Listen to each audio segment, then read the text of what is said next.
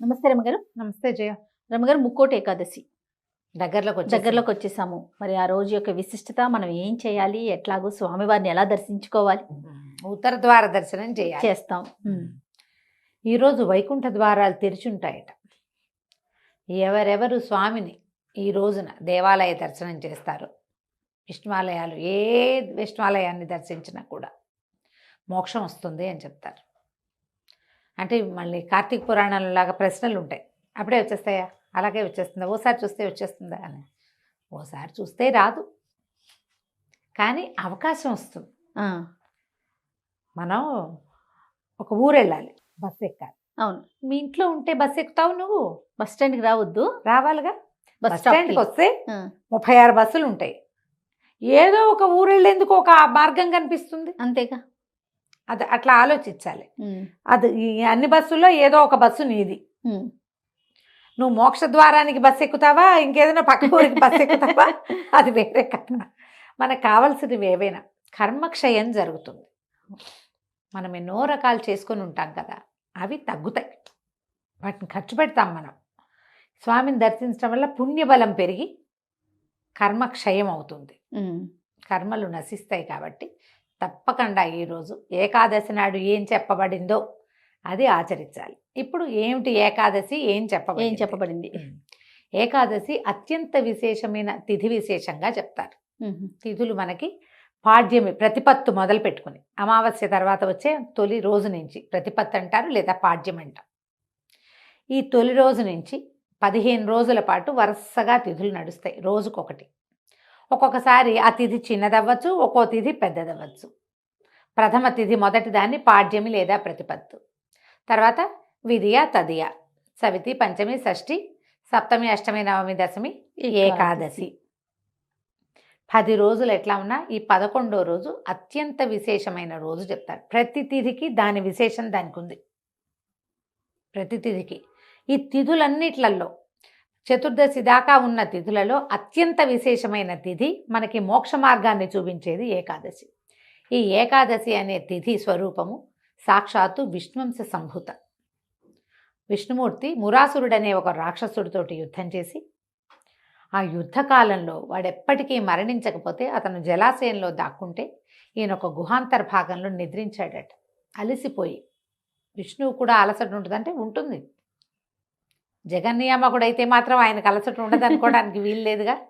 ఏదో కారణంతో అలసిపోయాడు.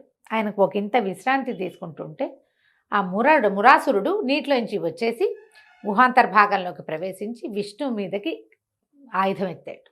అయితే ఈ నిద్రలో ఉన్నటువంటి విష్ణుమూర్తి శరీరంలోంచి ఆయన యొక్క అంశాస్వరూపం, ఒక కళ ఆయనలోంచి, విష్ణు కళ ఒకటి బయటకు వచ్చి మురాసురుణ్ణి సంహరించి, ఆ వచ్చిన కళ స్త్రీ స్వరూపంలో ఉంది, ఒక కన్యకా స్వరూపంలో. తనలోంచి బయలువడినటువంటి ఆ విష్ణు కళకి ఏకాదశి నామధేయం చేశాడు విష్ణువు. ఆయనకి అత్యంత ప్రీతిపాత్రమైన తిథి స్వరూపాన్ని ఇచ్చాడు. దానికి రోజులలో, మానవులు గణించేటువంటి రోజులలో ఒక రోజు నీది.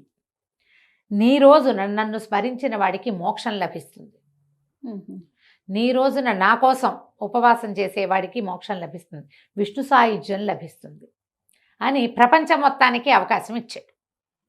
ఈ ఏకాదశి నాడు ఉపవాసం చేయటం, పైగా ఈ తప్పించుకున్నటువంటి, మరణించినటువంటి మురాసురుడి యొక్క సహస్రాంశం ఒకటి ధాన్యంలో దాక్కుంది, బియ్యం అని చెప్తారు, అది వరి బియ్యంలో దాక్కున్నాడట. అందుకని ఏకాదశి నాడు ఎవరైతే బియ్యం తింటారో వాళ్ళల్లోకి తామసిక అంశ, ఈ ముర అంటే వాడెవడో ఒక వ్యక్తిగా చెప్పడానికి వీల్లేదు. ఈ రాజసిక తామస గుణాలు, వరిషడ్వర్గాలు మొదలైనటువంటి తామస శక్తులే మురాసురుడు. ఆ తమస్సు బియ్యంలో ఉంటుంది ఈ రోజున. ఇప్పుడు మనం ఎట్లా లెక్క పెట్టాము, చంద్రుడి తాలూకు 10 రోజులు, 11వ రోజు ఇది. చంద్రుడి కళ పెరిగిన 11వ రోజు.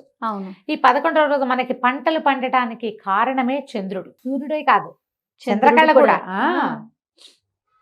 చంద్రకళ కూడా పంటలు పండటానికి మనకి వాతావరణంలో ఉండే తేమ శాతం చంద్రుడిది, తేమ, ఆ తడి, మాయిశ్చర్ చంద్రుడి వల్ల వస్తుంది. ఇప్పుడు ఈ చంద్రుడి కళలు పెరిగేటప్పుడు ఈ 11వ రోజు నాడు ఆయన వల్ల పుట్టేటువంటి ఈ ధాన్యాన్ని గనక తింటే మందత్వం కలుగుతుంది మానవులకి, బద్ధకం పెరుగుతుంది.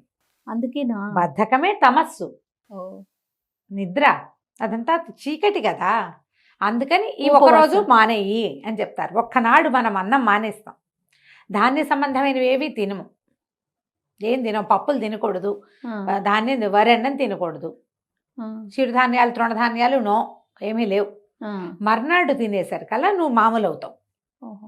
ఈ ఒక రోజు తప్పించడానికి ఈ రోజును పెట్టారు. 10వ నాటికి దాంట్లో వచ్చేటువంటి ఆ ప్రత్యేకమైన తమస్సుని జయించటానికి మన ఏకాదశి నాడు ఏమి తినకండి, ద్వాదశి నాడు అన్నదానం చేస్తాం, మనము తింటాము, అందరికీ ఇతరులకి దానం చేస్తాం. భోజనం పెడతాం.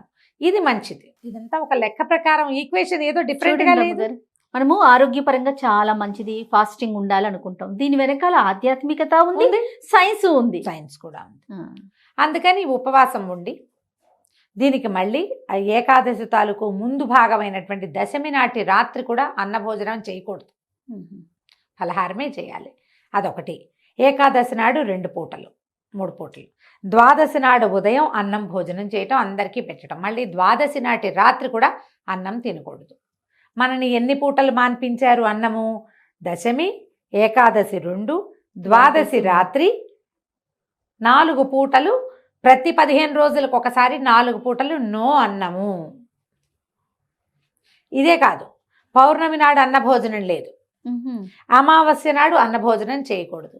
పౌర్ణమి అమావాస్యల్ని మనం మర్చిపోయాము, ఏకాదశిని మాత్రం కొంచెం గట్టిగా పట్టుకున్నాం. వదల్లా. ఇంకా పౌర్ణమి తిథులు, పౌర్ణమిలో దీంట్లో సంక్రమణంలో సూర్య సంక్రమణ ఉంటుంది, అప్పుడు కూడా అన్నం తినకూడదు జయ. ఉహు. అది ఆ నియమం ఉంది. ఉపవాసం సంక్రమణాల్లో కూడా అన్నభోజనం చేయకూడదు. సంక్రమణాలు మెల్లిగా కలియుగ ప్రారంభంలో తగ్గిపోతే, అమావాస్యలు పౌర్ణములు మెల్లిగా కాలం ఎక్కేసరికి పోయినాయి. ఇంకా ఏకాదశులు మిగిలిన్న కాలంలోనే, పుణ్యకాలంలోనే ఉన్నాం మనం. అవును, మన ముందు నాటికి ఏం చేస్తామో తెలియదు. ఏకాదశి చూసుకోవడం కూడా తెలియదు అవును. కదా. కాబట్టి గ్రహించవలసింది ఇది మనకి ఆరోగ్యరీత్యా మంచిది. చాలా మంచిది. అయితే ఈ రోజున వైకుంఠ ద్వారాలు తెరవబడతాయని, స్వామి అందరికీ దర్శనమిస్తాడని, 2 రాక్షసుల కోసం వైకుంఠ ద్వారం తెరవబడింది అని ఒక కథా విశేషం కూడా చెప్తారు. అయితే 3,000,000 దేవతలు స్వామివారిని దర్శించడానికి వచ్చారట, ఉహు. వస్తారు. అప్పుడు ఎప్పుడైతే మనం ఈ వైకుంఠ ద్వార దర్శనం, దేవాలయాల్లో కూడా ఉత్తర ద్వార దర్శనం చేయిస్తారు. ఉత్తర ద్వారం మామూలుగా కొన్ని దేవాలయాల్లో కనపడుతుంది, చిన్న చిన్న దేవాలయాల్లో కనపడుతుంది. తిరుమల తిరుపతిలో ఉంది, భద్రాచలంలో ఉన్నది, కొన్ని ప్రత్యేక దేవాలయాల్లో కూడా వైకుంఠ ద్వారం ఉంటుంది. స్వామిని అక్కడ వేంచేపు చేయించి ఆ ద్వార దర్శనం చేయిస్తారు. తిరుమల తిరుపతిలో అయితే 10 రోజుల పాటు వైకుంఠ ద్వార దర్శనం, స్వామిని ఉత్తర ద్వార దర్శనమే చేస్తాం. పైగా ఇది ధనుర్మాస పుణ్యకాలం, ధనుర్మాసము. అవును. ఈ ధనుస్సులో ఇది ఎలా చూడు, ధనుస్సు నుంచి మన మకరం వరకు మధ్య నడిచే మార్గంలో మధ్యలో వచ్చింది. ఉమ్.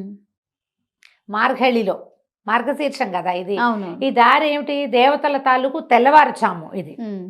ధనుర్మాసము, దేవతల యొక్క తెల్లవారుచాము.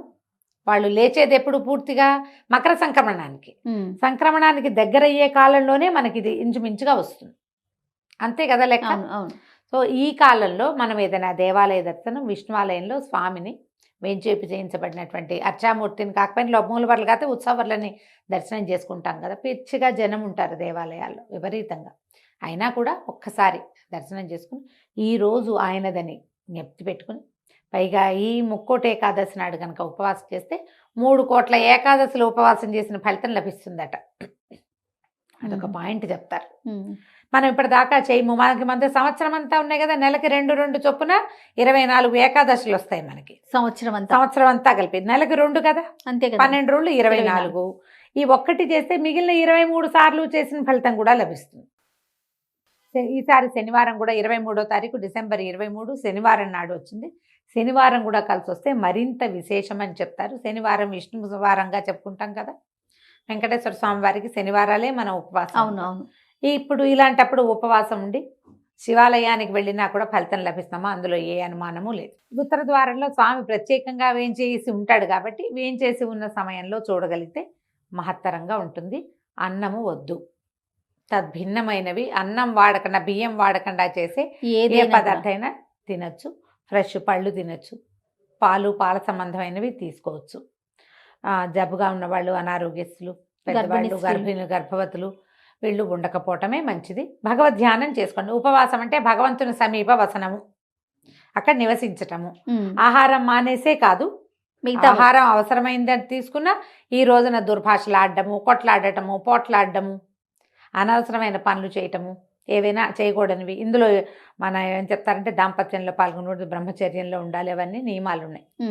మనం నియమం పూర్తిగా ఏకాదశి ఉపవాసం ఉంటే ఈ నియమం పాటించటం, లేదా కనీసం ఒక దేవాలయ దర్శనం చేసుకోవటం, విష్ణునామ సంకీర్తన చేసుకోవటం, విష్ణు సహస్రనామాన్ని చదువుకోవటం. ఈరోజు గీతా జయంతి కూడా అని చెప్తారు. ఈ రోజునే ఇదే రోజున హాలాహలము అమృతము రెండు పుట్టిన ఈ సముద్రంలోంచి అని చెప్తారు. ఉదయకాలంలో హాలాహలం పుడితే ఆయన శివుడు స్వీకరించాడు, సాయంకాలం వేళ అమృతం పుట్టింది. ఇది ఒక కథ. కథనాలు బోల్డ్ అని ఉంటాయి కదా. అక్కడి నుంచి ఈ రోజునే గీతా బోధ చేశాడు. భగవద్గీత బోధింపబడిన రోజు, యుద్ధం మొదలుపెట్టారు అని చెప్తారు. కాబట్టి గీతా జయంతి కూడా మనం జరుపుకోవచ్చు. భగవద్గీత చదువుకోవచ్చు, భాగవతం చదువుకోవచ్చు, రామాయణం చదువుకోవచ్చు.